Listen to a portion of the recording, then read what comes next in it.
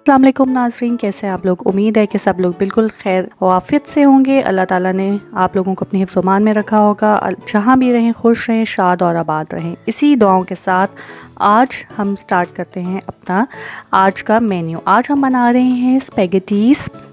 बहुत ही मज़े की बनती हैं ये। आप ये देखिए हमने जो बनाई है बिल्कुल रेस्टोरेंट स्टाइल जैसी बनी है। आप लोग भी अपने घर पे बनाएं और इसको ट्राई करें, बहुत मज़े की बनती हैं। बच्चे बड़े सब इसको बहुत शौक से खाते हैं। इसके लिए हमें चाहिए कैबेज बारीक कटी हुई, गाजर बारीक कटी हुई, शिमला मिर्च बारीक कटी हुई, और हमने स्पैगेटीज़ और पास्ता मैक्रोनी जो है वो दोनों उबाल के रख लिए, ठंडी कर ली है। नमक हमें हस्ब ज़ायका का चाहिए, काली मिर्च पीसी का चाहिए, चिकन चाहिए, लहसुन चॉप किया हमने, और ये सोया सॉस चाहिए। तो हमने लिया है यहाँ पे आधा कप ऑयल। इसमें हम डालेंगे लहसुन जो कि हमने बारीक चॉप कर लिया था। 3 से 4 जवे हैं लहसुन के।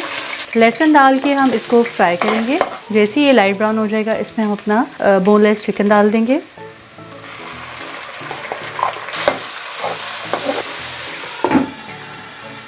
जैसे ही हमारा चिकन फ्राई हो जाएगा इसमें हम अपने बाकी की सब्जियां भी ऐड कर लेंगे। जी तो नाज़रीन, हमारा जो चिकन है वो गोल्डन ब्राउन हो गया है। अब हम इसमें गाजरें डाल देंगे जो कि मैंने बारीक यूनियन साइज़ में कट कर लिया।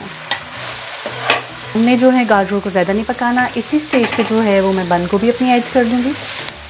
जी तो नाज़रीन, अब जो है हमारी जो कैबेज है वो थोड़ी सी सॉफ्ट होगी, हमें ज़्यादा सॉफ्ट नहीं करनी। इस स्टेज पे मैं इसमें डालूँगी नमक 1 चाय का चम्मच, इसी काली मिर्चें मैं डालूँगी 1 बड़ा चाय का चम्मच, फिर चाय का चम्मच।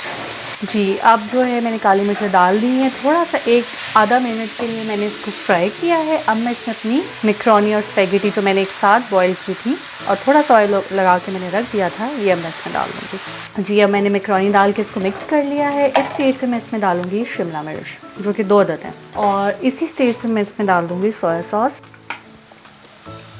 तकरीबन आधी शीशी मैंने डाल दी है सोया सॉस की, और अब मैं इसको 1 से 2 मिनट का दम। जी तो नाज़रीन, अब मुझे इसको दम दिए हुए तकरीबन 2 से 3 मिनट हो गए हैं। अब इस स्टेज पे मैं इसमें डालूँगी टमाटो केचप। आप चाहें तो चिली गार्लिश सॉस भी डाल सकते हैं।